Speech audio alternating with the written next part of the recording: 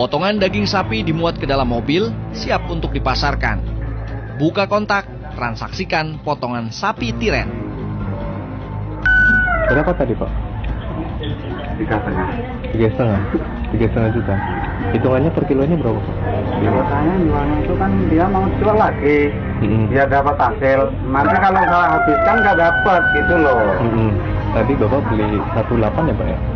1.800.000. Ya, 18 belum mobilnya. Yo.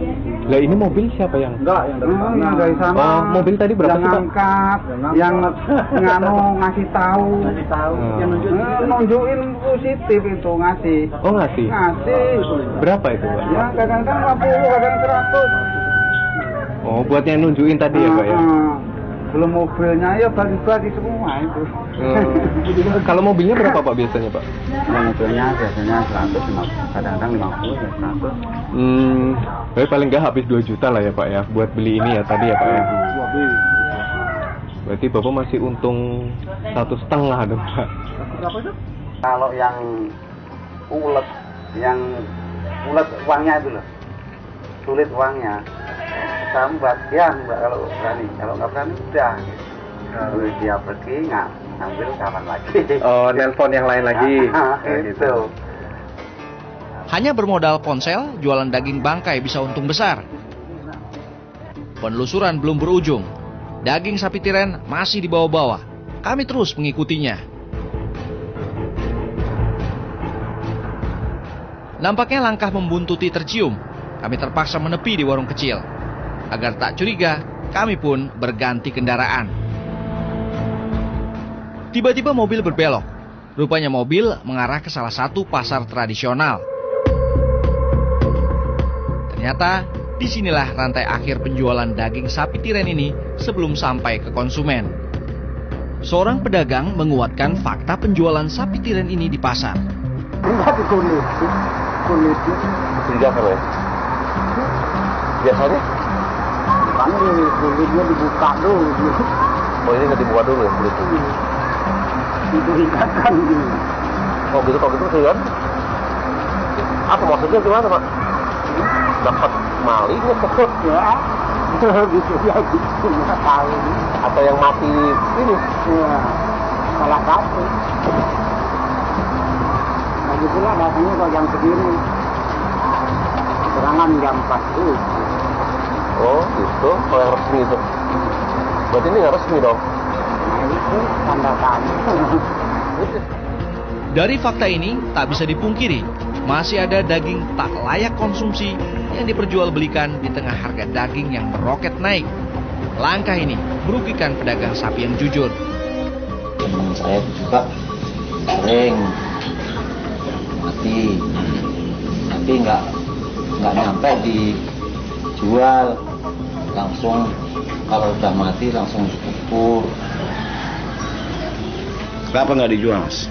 Kalau dijual makanya itu kata anu kan nggak boleh, kata agama kita.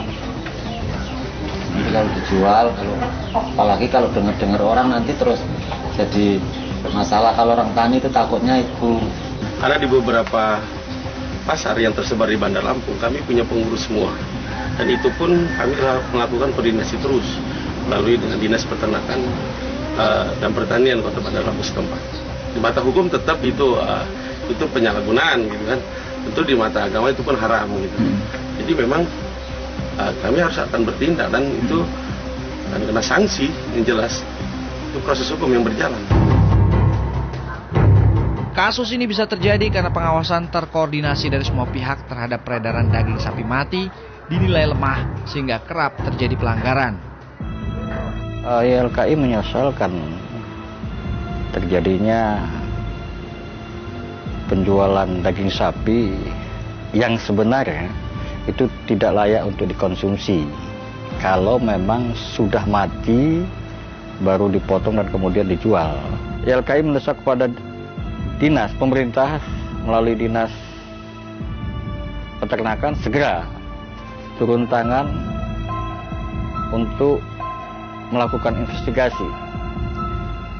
Tidak hanya melihat apakah kebenaran itu ada, tapi juga menelusuri persoalan ini. Praktek ilegal pedagang daging sapi tiren sebenarnya sudah mendapat perhatian besar dari pemerintah. Namun ternyata itu saja belum cukup. Kalau seandainya bangkai jelas haram hukumnya, nggak boleh dimakan. Yang kedua, ini menyebarkan, ini kan saya terus terang aja, seharusnya daging itu yang disebarkan itu sudah ada cap stempel daging itu oleh dinas kabupaten kota. Kalau seandainya belum distempel, diberi kode oleh kabupaten kota, seharusnya masyarakat tidak boleh membeli, apalagi ini darah bangkai. Nah, kalau ini belum ada, berarti petugas kabupaten kota nggak ada kerjaan itu. Nah, harus itu tupoksinya teman-teman pemerintah kabupaten kota ada di situ. Itu sangat inilah. Belum. Yang kedua, ini menjamin bahwa itu memang dipotong secara halal. Kayak model antraks, brucellosis, dia menular ke manusia. Jadi kulit kita akan terkelupas, namanya antraks. Begitu juga yang namanya brucellosis. Kepada ibu-ibu atau segala macam juga akan terjadi keguguran. Yang terakhir adalah ya penyakit kanal bangkai itu daging busuk. Pertama diare, ya, penyakit-penyakit usus yang lainnya. Agar tak terkecoh dengan daging busuk alias daging bangkai yang beredar, ada baiknya konsumen belajar membedakan antara daging segar dengan daging tak layak konsumsi.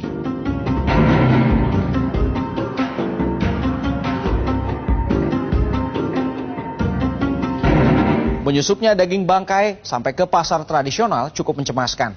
Langkah pengawasan dan penindakan harus diperketat oleh dinas terkait, mencegah masyarakat dirugikan lebih banyak lagi karena tertipu membeli daging bangkai. Dan saudara, demikian segi investigasi kali ini. Kita berjumpa kembali pekan depan dengan topik menarik lainnya. Saya Joy Astro, salam SCTV.